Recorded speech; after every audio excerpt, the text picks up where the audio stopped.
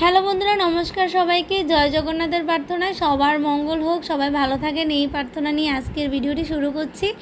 তো আজকের ভিডিওতে আপনারা দেখতে পাবেন যে শামীরবাগ মন্দিরে বাংলাদেশের অন্যতম বৃহত্তম একটি রথযাত্রার সাথে আমি সংযুক্ত আছি, এবং এই রথযাত্রাটি কতটা যে আনন্দপূর্ণ হয় তা দেখলে, আপনারা না দেখলে কিন্তু বিশ্বাসই করতে পারবেন না। আর কি পরিমাণে লক্ষ লক্ষ মানুষের স্রোত বয়ে গেছে আজকের এই রথযাত্রার সাথে। তো আমি বর্তমানে আছি বন্ধুরা ঢাকা শামীরবাগ রথযাত্রার সাথে। আর এই রথযাত্রাটি যেহেতু উল্টো রথযাত্রা, তাই এটি ঢাকেশ্বরী মন্দির থেকে যাচ্ছে এখন শামীরবাগের দিকে। আমাদের ধর্মীয় অনুষ্ঠানগুলোর মধ্যে ছোটোবেলা থেকে রথযাত্রার প্রতি আমার রয়েছে একটি আলাদা আবেগ। আমার খুবই পছন্দের একটি অনুষ্ঠান রথযাত্রা, সেই কারণে আমি এই বছরও খুবই এক্সাইটেড ছিলাম। আর সেই সাথে 10 বছর পরে আমি শামীরবাগ মন্দিরের রথযাত্রার সাথে সংযুক্ত হতে পারলাম, এই কারণে জগন্নাথের কাছে অশেষ অশেষ ধন্যবাদ। তো যাই হোক, এই তো আমরা চলে আসছি, সকালে রওনা দিলাম। আমি স্কুল শেষ করে বাচ্চাদের 1টা বাজে বাসায় এসে এই তো তড়িঘড়ি করে রওনা দিয়ে দিলাম। আর এই আস্তে আস্তে জানেনই তো রথযাত্রাতে যেহেতু প্রচুর হাঁটা লাগে, আর ওই সময়টা অনেক গরম থাকে।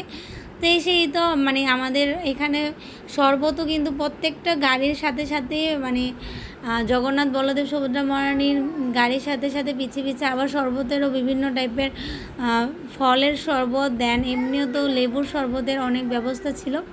তো আমরা খেয়ে নিলাম, তারপরে এই তো নৃত্য করতেছিলাম। তারপরে তো এখানে যেহেতু মতিঝিল আসছি, মতিঝিল আর বলতেছিলাম হাজব্যান্ডকে যে আমাকে যেন একটা শাপলা ফুলের সাথে পিকচার তুলে দেয়, কিন্তু সে পিকচার তুলছে না ভিডিও করতেছে, আমি ঠিক বুঝতে পারলাম না।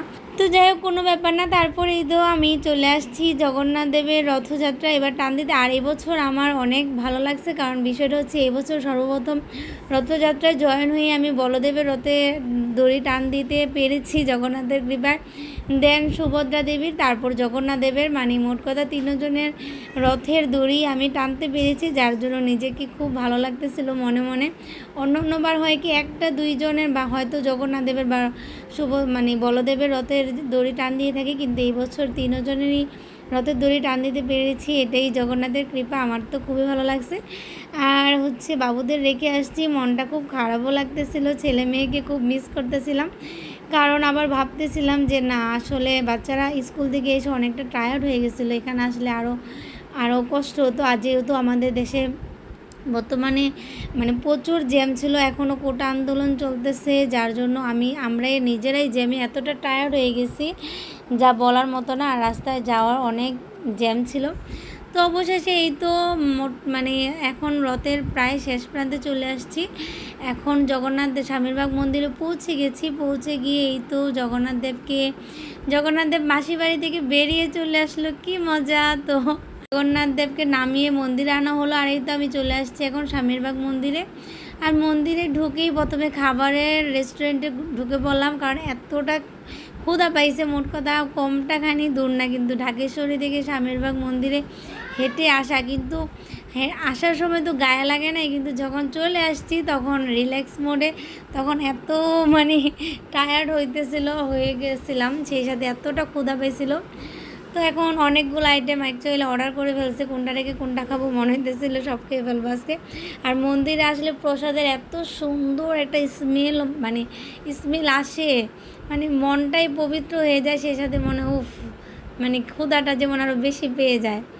তো এই তো এখানে আইসক্রিম দেখতেছিলাম। দেন আমার এই যে ক্ষীরের রোলটা যে নিলাম, এটা আমার খুবই পছন্দের। তারপরেই আমার হাজব্যান্ডের মন চাইছে পাটিসাপটা পিঠা খাবে সে, তো তার জন্য একটি পাটিসাপটা পিঠাও নিতে চলে আসছি।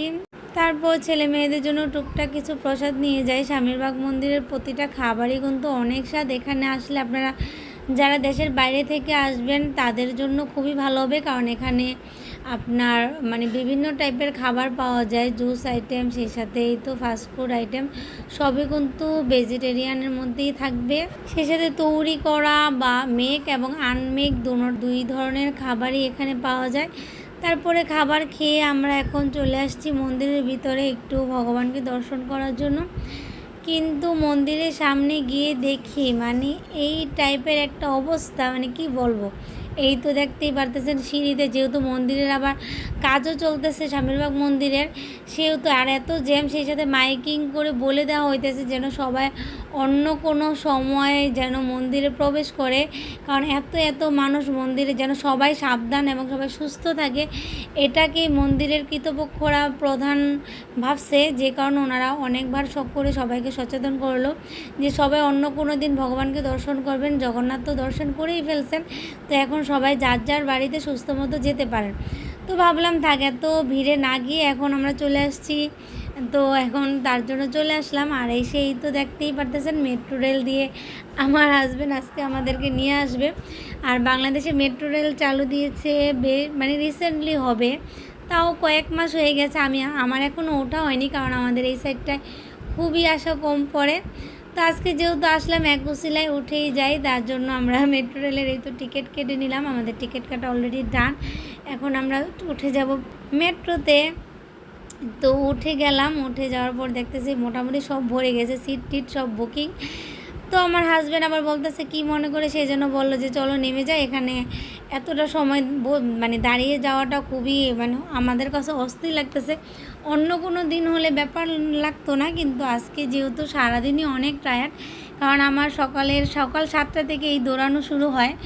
বাচ্চাদের স্কুল থেকে নিয়ে যাওয়া, আসা, রান্নাবান্না করা, দেন আবার তৈরি হয়ে রথে চলে আসছিলাম। তো সারাদিনই প্রচুর হাঁটাহাঁটি, প্রচুর ক্লান্ত ছিলাম, যার জন্য দাঁড়িয়ে যাওয়ার মানে বিন্দুমাত্র কোনো অত একটা এনার্জি ছিল না। এই জন্য আমরা নেক্সট ট্রেনের জন্য ওয়েট করলাম। তো মানে ভাবছিলাম যে 10 মিনিট লেট হবে, বাট না, 10 মিনিট লাগে না, জাস্ট 5 মিনিটের মধ্যে চলে আসে নেক্সট মেট্রো রেলটি। তো তারপরে আমরা এটা করে মেট্রো রেলে উঠে গেলাম। দেন ফার্স্ট টাইম বাংলাদেশ মেট্রোতে উঠছে। আমি এমনিতে ইন্ডিয়াতে গিয়ে অনেকবার মানে মেট্রো রেলে ওঠা হয়েছে, তখন অনেক ভালো লাগছে। তো আশা করি আপনাদের কাছেও ভালো লাগবে। কেমন লাগলো আজকের ভিডিওটি অবশ্যই জানাবেন কমেন্ট বক্সে। কে কোথা থেকে আমার সাথে সম্পূর্ণ ভিডিওটি দেখছেন তার জেলার নামটাও জানাবেন। নেক্সট ভিডিওতে সবার সাথে দেখা হবে আশা করি। সে পর্যন্ত সবাই ভালো থাকেন, সুস্থ থাকেন। তো টাটা।